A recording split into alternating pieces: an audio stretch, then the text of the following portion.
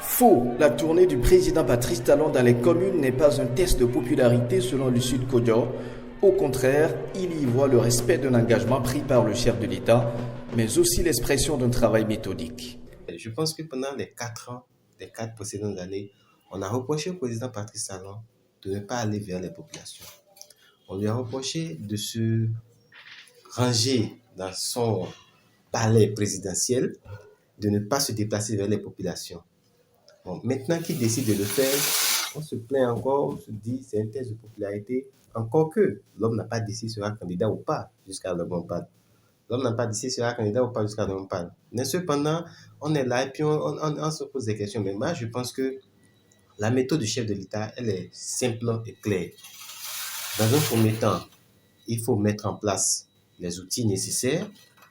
Il faut mettre en place un programme d'action fidèle à son programme de campagne, ce qu'il a fait. Il faut dérouler le programme, lancer les chantiers et à un moment donné, maintenant, il faut s'asseoir et faire le point à ceux-là qui vous ont donné le pouvoir, ceux-là qui vous ont donné la possibilité d'aller là-bas faire cela. Et l'obligation de compte rendu n'est pas un concept inventé par le président Patrice Talon. Lorsque vous gérez, vous avez l'obligation de rendre compte. Si on a pu reprocher au régime de Patrice Talon de ne pas assez communiquer tout au long de son quinquennat, on ne peut pas lui en vouloir d'aller rendre compte de ses réformes, de sa gouvernance à ses mandants en cette fin de mandat. Réplique à ceux qui pensent que Patrice Talon est en campagne précoce pour la présidentielle de 2021. Moi, je pense que dans ces tournées, l'objectif du chef de l'État, c'est d'expliquer clairement aux populations les différentes réformes qui, pour la plupart, n'ont pas été bien comprises.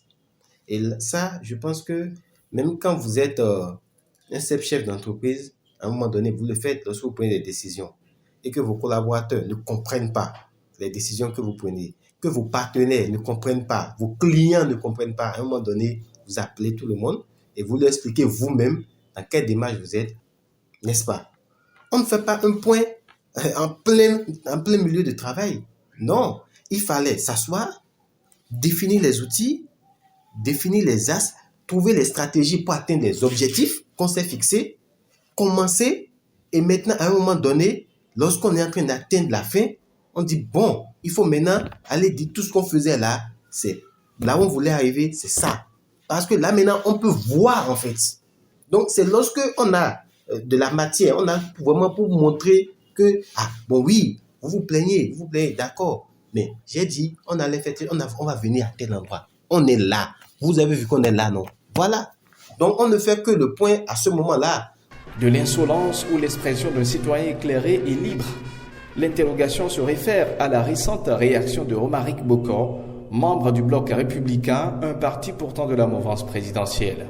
Ce dernier a fustigé certains propos tenus par le chef de l'État Patrice Talon lors de sa tournée dans les communes, des propos faisant allusion à la circulation jadis de l'argent volé par les collaborateurs des régimes précédents. Lucide Kodjo relativise.